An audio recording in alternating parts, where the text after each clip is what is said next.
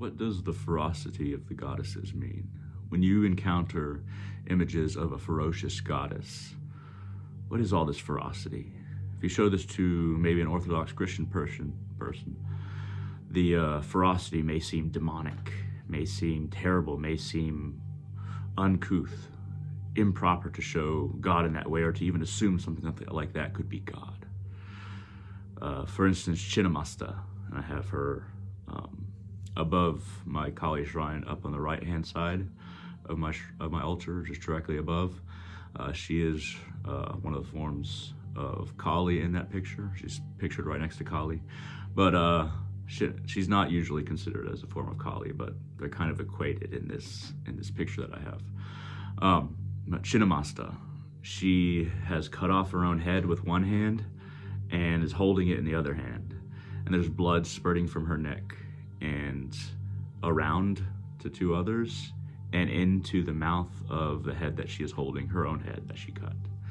Now, what does this mean? Is it just glorifying blood and decapitation and horror, and is it demonic in some way? What it really means is that what the symbolism is that blood often represents prana in Hinduism. When blood is shown, it is often a symbol for prana. Even that's why red clothes are worn, stuff like that as well, and vermilion is used in the kum powder. It's used to mark and to make shapes for focus and concentration, but blood represents prana, and blood coming out of the neck of Chinnamasta as she's holding her head. That is all of her prana, her kundalini rising and awakening, all the prana going up, all the way through the chakras to the crown chakra, and to the chest, to the heart chakra, and out to the crown chakra. So it's a symbol of that feminine energy that's in all of us, that prana, that kundalini that's at the very bottom of our spine, awakening and arising into moksha, into liberation, out of this material realm. But she still wants to remain here and help her devotees, and help humanity. So instead of doing the logical thing and just leaving, she cuts off her own head and is thinking with her heart, and that prana comes out of the neck, comes out in words and teachings, and it is all that prana is still coming out, but it's going all to her devotees around, all of that liberation, all of that life force as well, all of that realization, all of it coming out and going into her devotees and into her own mouth. She's feeding herself with this as well. She drinks of her own compassion as she's giving it to her devotees around her. The compassion of sharing life force, sharing life, sharing energy, prana, and sharing of liberation to devotees all around her. Kali, I've talked a lot about Kali, and she's often surrounded by jackals and sometimes by ghosts. She is said to be worshipped by human beings, all kinds of human beings, and gods, and also demons, asuras, or rakshasas. Depending on which form you worship and how you understand the form and how literally you understand the form, shows kind of how you understand and relate to the multiverse, to the universe. If you just worship Chinnamasta or Kali just very basically and fetishize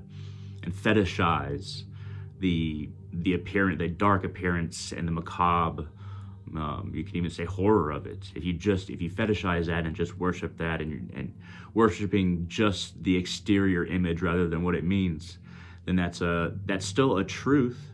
It's just a much lower level truth. You can think of all truths as being not anything as being not a truth, but just higher and lower truths. And if you worship the material form, you might, and if you just fetishize the material form, focus on the material form, then you might get some worldly things, a little bit of worldly power. But keep in mind, any power that Kali gives you, if it's worldly power, you have to do the rituals just right, and you have to be very careful, because if your power missteps, you'll be swallowed up by Kali's grander and vaster power. But there is no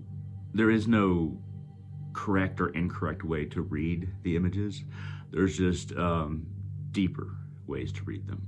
And the reason why, Chinnamasta or Kali or some of these goddesses are so fierce is that it requires ferocity on their part to take away our illusions. We're very comfortable in our illusions, and out of compassion they are ferocious. If they were uncompassionate or less compassionate, they would just let us have our illusions or delusions and let us go along our merry life. But if we're devotees and we worship them and we gain access to those levels of compassion, they're always sharing this compassion all around, but you gain more and more access to this compassion, you gain access to higher and higher forms of ferocity as well, because it's going to take a whole lot of cutting away of illusion and a whole lot of uncomfort, or even sometimes bad things happening in our lives, to show us the truth, to show us that material isn't the way to go, to show us that desire isn't the way to go, to show us that ego is not the way to go. And in order for us to be liberated, these ferocious goddesses are so compassionate. They want us to be liberated. They don't want us to stick to our illusions. They don't want us to stick to materiality, to glorify the body. So the things that we go through, maybe their ferocious side acting out in our lives in a way that will make us uncomfortable, in ways that will make us feel like, oh, why didn't I choose an easier path? I just wanted to, make money, have fun, and live a normal human life and then die. But sometimes these ferocious goddesses will take things away from us to show us that this is not the way. And they attribute all of this effort that they do for us to us reaching a higher degree of self-understanding and enlightenment, moksha, liberation from this material realm. They want us to come up. That is why Kali and a lot of the ferocious goddesses have an upside down triangle, because that is God descending down to us to lift us up, rather than just God ascending, or an ascending God that is showing by example. These descending goddesses are coming down to pick us up and help us to liberation. And that requires some ferocity. That requires some discomfort in our lives. Now, don't equate ferocity with cruelty. They're not, these ferocious goddesses, definitely not Kali and Chinnamasta, but a lot of these ferocious goddesses, assuming they're the same nature as Kali and Chinnamasta, they're not trying to corrupt us. It's the exact opposite. If they were trying to corrupt us, then they would appear in very pleasing forms, in forms with a bunch of money and a bunch of piles of gold, say this is the way. But no, they want to shake us out of what we think is the way. And they appear ferociously because they're saying, look, it's not going to be easy, but this is a way that you free yourself from this world, that you realize your Atman, your individualized soul, and help it return to Brahman, universal soul, united soul. And you'll find that if you really look at the weapons that these goddesses have, a lot of the swords represent the cutting of the ego, of the illusion that we are this identity, and our glorification of it, our pride, cutting of our pride.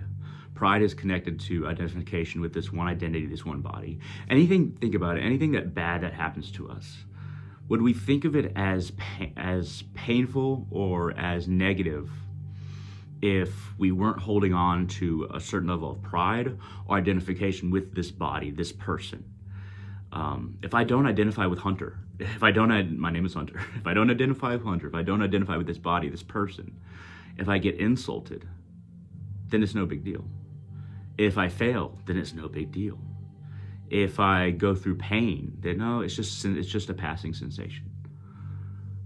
But if I do identify as Hunter and with this body, then all of these things become the worst problems. They become cataclysms in my life. And you'll find that consciousness itself, when you meditate or when you slow your mind down and focus on your breathing, thoughts, they seem to be all part of one jumble, one big turning fan. Like, imagine a fan that has 3 or 4 blades. If it turns really fast, it looks like it's just one thing, one solid discus. But if you slow the fan down, if you slow the mind down, you can see the separation between thoughts, and you can figure out exactly how the fan is turning. And you can, between those thoughts, you can see the self, who you really are, behind all the sensations, because you've never experienced the world as it is. You never actually had contact with the world. It's always just been through your sense organs, your organs of experience, which are extremely flawed.